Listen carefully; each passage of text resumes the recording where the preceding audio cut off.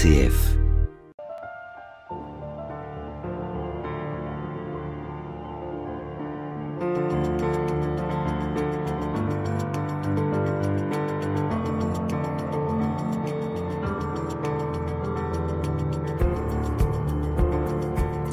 Marianne Vanier, bonjour. Bonjour. Nous vous retrouvons pour continuer d'évoquer dans ces émissions la mystique rhénane. Je rappelle que vous avez dirigé une encyclopédie des mystiques rhénans, parue aux éditions du Cerf. Et je rappelle également, Marianne Vanier, que vous êtes responsable de l'équipe de recherche sur les mystiques rhénans de la Maison des sciences de l'homme en Lorraine. Vous êtes également professeur à l'Université de Lorraine et théologienne. Nous avons essayé dans l'émission précédente de préciser un peu le mouvement donc de cette mystique rhénane sur le plan géographique, sur le plan historique, sur le plan spirituel également. Nous allons cette fois nous arrêter sur celui qui est à l'origine de ce courant de pensée, de cette spiritualité, c'est Maître Eckhart, un dominicain donc, dont les dates ne sont pas tout à fait précise, mais on suppose qu'il est né en 1260 et qu'il est mort en 1328. Voilà, je précise pour les auditeurs. On sait beaucoup de choses de Maître Eckhart. Oui, mais en même temps, il a été très discret par rapport à lui-même et il n'a pas non plus de biographe. Donc sa vie est assez difficile à retracer et maintenant on dispose tout de même dans le livre 5 de l'édition des œuvres complètes Descartes d'éléments précis sur sa vie. Mais ces éléments sont peut-être minces. C'est-à-dire qu'on sait qu'il a prononcé un sermon pascal à Paris en 1294.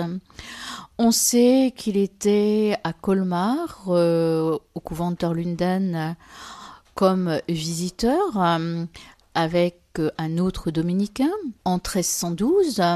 Bon, voilà, on a assez peu d'éléments précis. Ce qu'on sait de lui, on le sait à travers ses écrits, essentiellement. Oui. Sa spiritualité, donc.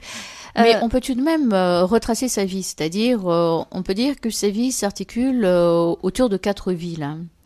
Erfurt, c'est-à-dire qu'en 1260, il est né à Tambach, près de Gotha, et il serait entré chez les dominicains en 1275. À Erfurt, et il serait resté au couvent d'Erfurt une bonne partie de sa vie jusque 1313-1314. Alors ensuite, deuxième ville, Paris, où il a fait ses études, où il est revenu à 2 reprises, entre 1301 et 1303 et 1311 et 1313, et ensuite Strasbourg, 1313, 1314, 1323, 1324, puis Cologne, 1324 jusque 1328. Donc sa vie est tout de même articulée autour de ces 4 villes, en sachant que la ville d'Erfurt est celle où il a été le plus longtemps. Dans la première émission, vous avez fait allusion à Albert le Grand. Quelle est son influence sur les mystiques rhénans et notamment sur Maître Eckhart ? L'influence d'Albert le Grand est grande sur Eckhart, mais il y a une dimension mythique parce que on dit c'est l'école d'Albert le Grand, mais en même temps, on pense que, compte tenu des dates, Eckhart l'a peut-être rencontré une fois et encore, et en tout cas, il n'a jamais suivi son enseignement. Donc, il l'a lu parce que c'était une autorité de l'ordre dominicain, et dans son œuvre, il ne le cite qu'à 8 reprises, mais de manière importante parce que c'est la figure de l'homme noble, c'est-à-dire de l'homme accompli dans le Christ, d'où ici beaucoup plus l'influence des écrits d'Albert le Grand que de sa personne même. Donc la mystique rhénane est bien rhénane et ce n'est pas une mystique parisienne qui aurait été adoptée par oui, tout à fait. Allemand. Oui, c'est vraiment la mystique de la vallée du Rhin. Et c'est vrai que Albert le Grand marquait surtout le studium de Cologne, où Eckhart est peut-être allé sans y avoir fait à proprement parler ses études. À partir de quel moment dans la vie de Maître Eckhart cette nouvelle spiritualité commence-t-elle à mûrir? il commence à écrire, il commence à réfléchir à partir d'une rencontre. Comment ça se passe ? Mais en fait, il y a pas seulement Albert le Grand, mais aussi saint Thomas d'Aquin, pour qui une chose est fondamentale, c'est la cognitio Dei experimentalis, la connaissance de Dieu par l'expérience. Or, lorsqu'on envisage l'œuvre des Descartes, on se rend compte d'une chose, c'est qu'il a dû avoir une expérience de Dieu très forte et très jeune. Et peut-être avant tout, c'est-à-dire lui-même dans les sermons sur l'Ecclésiaste parle d'un très jeune maître qui avait compris le sens de la filiation divine. Or, il semble que ce très jeune maître, c'était lui. C'est-à-dire, il semble qu'il ait eu une expérience de Dieu qui est de l'ordre d'une expérience pascale, mort et résurrection dans le Christ, et plus précisément, une expérience de Dieu qui est une sorte de plongée dans la vie trinitaire. Et que ensuite, il ait choisi d'entrer chez les dominicains pour comprendre cette expérience, et que toutes ces études, il les ait faites en fonction de cette expérience. C'est ça la mystique ? C'est l'expérience que vous venez de décrire. Voilà, oui, l'expérience mystique qui est une expérience tout à fait chrétienne de mort et résurrection dans le Christ, mais avec la spécificité pour Descartes d'être une plongée dans la vie trinitaire. D'ailleurs, son disciple Jean Tolaire, dans le Sermon 15, dit « Il parlait à partir de l'éternité, et vous l'avez compris, à partir du temps. » C'est-à-dire que vous ne l'avez pas compris. Parce que il y a cette dimension d'éternité qui est constitutive de l'œuvre des Descartes. Et il semble qu'il ait fait ses études de théologie, trivium, quadrivium, etc., pour comprendre cette expérience et, toujours selon la formule de saint Thomas, contemplata aliis tradere, transmettre aux autres les fruits de sa contemplation, qu'il ait repris des catégories de l'époque pour permettre à ses contemporains à la fois de comprendre cette expérience, mais en même temps d'en vivre eux-mêmes. Et il y a une manière chez lui d'utiliser les auteurs qui est en quelque sorte de les convoquer pour rendre compte justement de cette expérience fondatrice.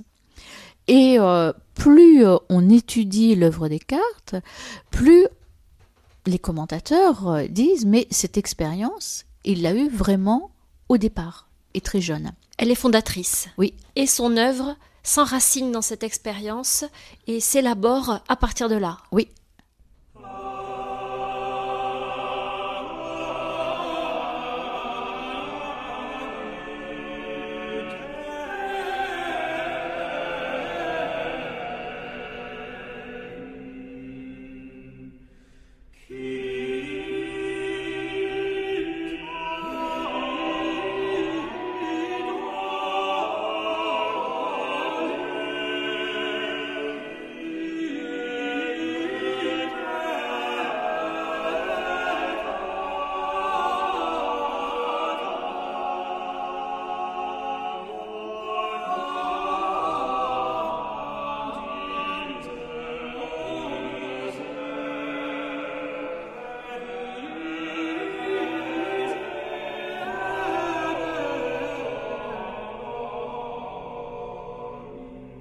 Histoire du christianisme, RCF. Marianne Vanier, vous l'avez dit, Maître Eckhart s'inspire beaucoup des auteurs qui l'ont précédé. En même temps, il va plus loin, lui.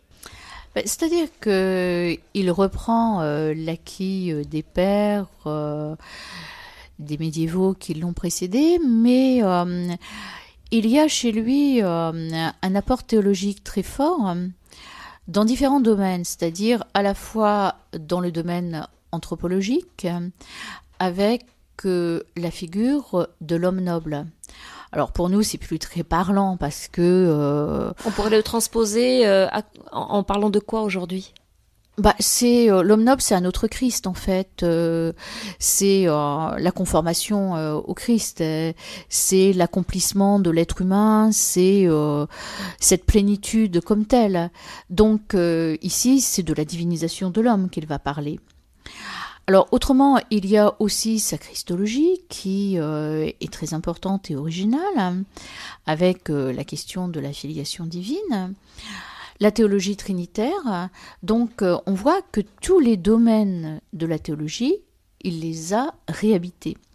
Et même, on penserait qu'il n'y a pas de théologie morale chez lui. Or, il y en a une. Pourquoi est-ce qu'on pourrait penser ça ? Parce que il ne développe pas de casuistique, ce qui était la caractéristique de la théologie morale à son époque. Mais il fonde tout sur la liberté et sur le projet, ce qui est véritablement contemporain. Donc, le projet individuel ? Oui, le projet individuel et ce projet qui est bien sûr répondre au projet que Dieu a sur nous et y consentir. Mais toutes ces catégories sont des catégories du XXe ou du XXIe siècle. Il est très moderne en fait. Oui, tout à fait. On l'a déjà dit dans la première émission, c'est certainement la raison pour laquelle il parle aujourd'hui. Oui. Donc, cette liberté individuelle, cette liberté de l'homme, à ce moment-là, elle est un peu révolutionnaire. Ah ben oui, parce que c'était pas la manière d'envisager les choses. C'était beaucoup plus être à l'intérieur des trois ordres, noblesse, clergé, tiers état, chacun qui avait un peu un statut défini avec des droits et des devoirs, tandis que lui fait en quelque sorte éclater toutes ces catégories pour en venir vraiment au rapport de l'homme à Dieu. Et c'est là quelque chose d'original, hein, mais certainement de dérangeant, parce que ce n'était pas vraiment ce qui était reçu à l'époque. Alors, on va y revenir dans un instant. Avant ça, j'aimerais qu'on s'arrête un instant aussi sur cette dimension importante chez Maître Eckhart qui consiste à laisser toute la place à Dieu. On pourrait parler de vacuité. De quoi est-ce qu'il s'agit exactement ? C'est-à-dire que pour lui, il y a un commentaire de la Bible, et plus précisément de Genèse 1,26, l'être humain qui est créé à l'image de Dieu. Mais ce n'est pas seulement l'être humain qui est créé à l'image de Dieu, mais c'est une image qu'il propose, l'etwas interseele, la petite étincelle de l'âme, le quelque chose dans l'âme. Et il dit, bon, ce quelque chose dans l'âme, c'est le point de dialogue entre l'homme et Dieu. Et tout ce qu'il faut, c'est laisser émerger cette petite étincelle. Et donc il faut faire de la place. Voilà, il faut déblayer. Et ça va être le principe des vases communicants. C'est-à-dire, plus on fait de place à Dieu, plus on se vide, mais en même temps, plus on s'accomplit. Et il y a toute une dialectique qui intervient. Donc là, c'est vraiment le point central, c'est le deuxième point de son programme de prédication, la noblesse de l'âme. Mais on a là quelque chose de tout à fait essentiel, et je dirais pour nous, c'est parlant, parce que dire que l'être humain est créé à l'image de Dieu, bien sûr, les pères l'avaient dit, mais lui va très loin, parce que cette petite étincelle de l'âme, c'est la présence de Dieu en chacun. Et ce qu'il faut, c'est faire le vide, déblayer tout ce qui encombre le rapport à Dieu pour qu'il y ait une immédiateté comme telle. Donc c'est tout à fait génial. Donc il s'agit de se désencombrer et non pas d'être vidé de soi-même comme on pourrait l'entendre dans la spiritualité bouddhiste. Oui, alors là, il y a une différence avec le bouddhisme, parce que si on prend les termes allemands, à la fois l'Abgeschiedenheit, l'Aufgegebenheit, l'Entbildung, les différents termes pour désigner le détachement, tous ces termes, avec les particules qu'ils ont, ab, ent, etc., ça veut dire laisser de côté, ou encore laisser la place vide. Et laisser la place vide pour que Dieu puisse entrer. Alors, on pourrait voir ici un rapport avec le bouddhisme, mais la différence qui intervient, c'est que pour le bouddhisme, le but, c'est l'illumination et c'est le néant. Et en régime chrétien ? Et là, pour Eckhart, c'est tout à fait différent. C'est devenir par grâce ce que Dieu est par nature. C'est l'accomplissement. Voilà. Ou encore, c'est devenir fils dans le Fils. Donc, le résultat est différent. Il y a une méthode qui est proche, mais en même temps avec un résultat tout autre.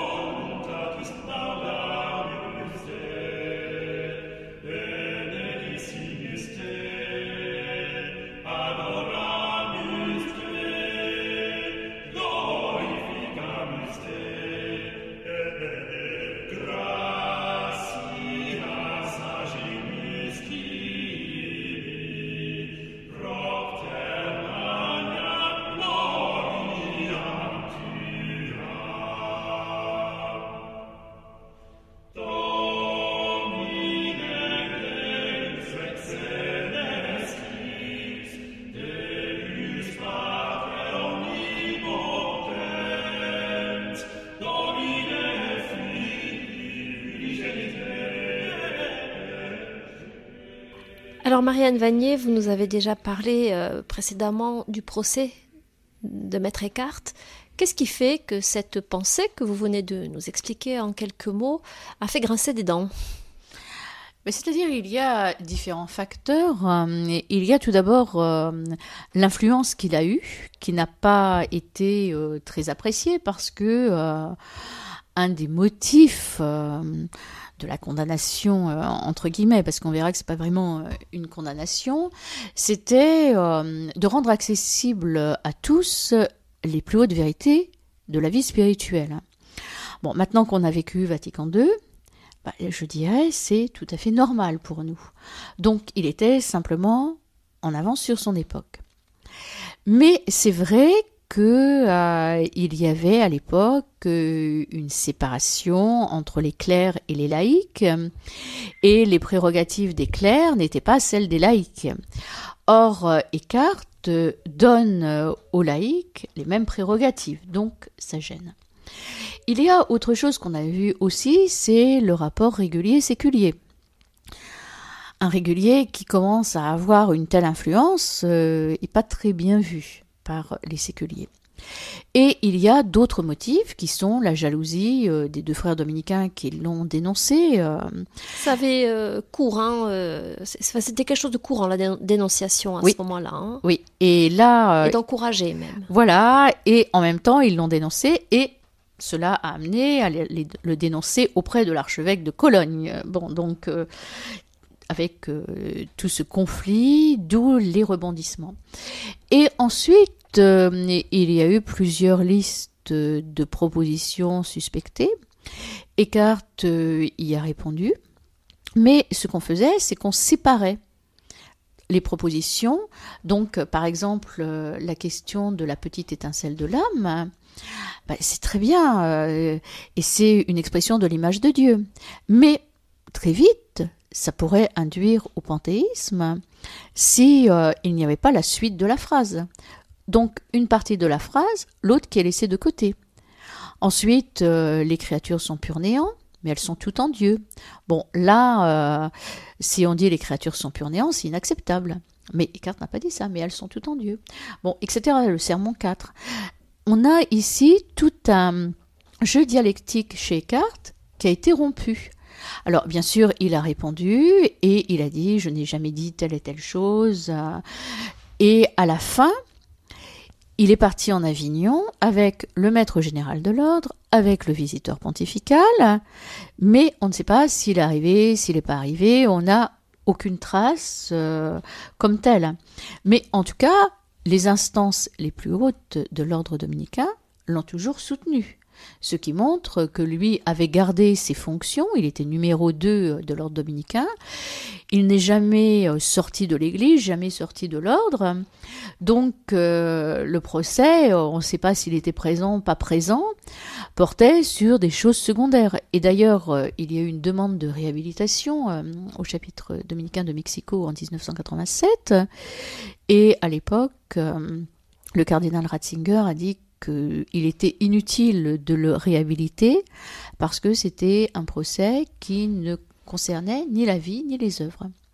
Donc, il n'y a pas d'hétérodoxie comme telle, simplement une fonction d'épouvantail qui a mis un frein à l'influence qui était celle des cartes. Mais il a été condamné Mais des propositions ont été condamnées, mais ce n'était pas une condamnation officielle, ni pour la vie, ni pour les œuvres.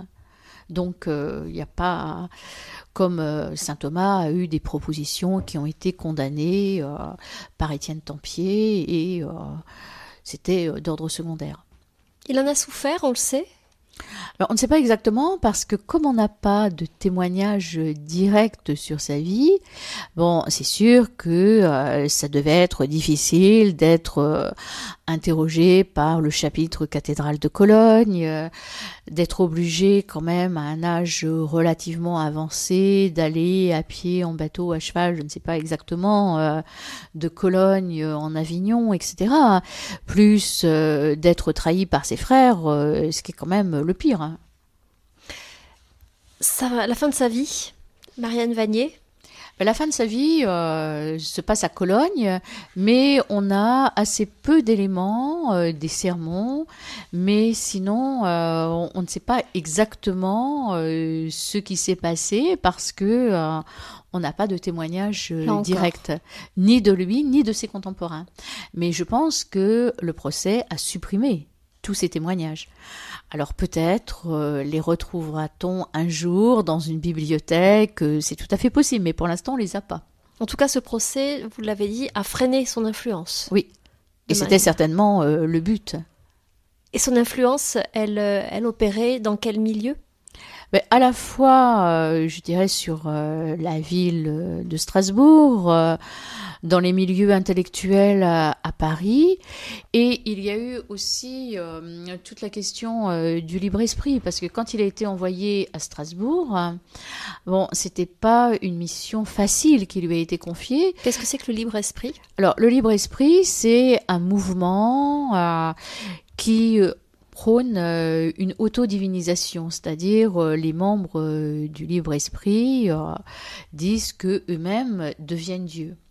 Alors, bien sûr, quelqu'un comme Eckhart, qui a largement réfléchi sur la divinisation, était tout à fait celui qui pouvait y répondre. Mais en même temps, c'était très délicat parce que soit il s'opposait à ce groupe et il y avait conflit, soit il n'intervenait pas et il y avait conflit de la part de ceux qui lui avaient demandé. Alors, il fait ça de manière très habile, hein, développe à partir de là toute une théologie de la grâce et montre qu'il n'y a pas d'auto-divinisation. Mais c'est sûr que c'était quand même difficile et il a eu un succès très grand à Strasbourg et il a relevé tout à fait ce défi. Quel lien avec les béguines ? Le lien, c'est que justement ce mouvement du libre-esprit ébranlait les béguinages à Strasbourg. Or, il y avait à peu près 1000 béguines à l'époque. Et il ébranlait aussi les couvents de moniales dominicaines. Donc, pour que... Parce qu'il les contaminait ? Ben oui.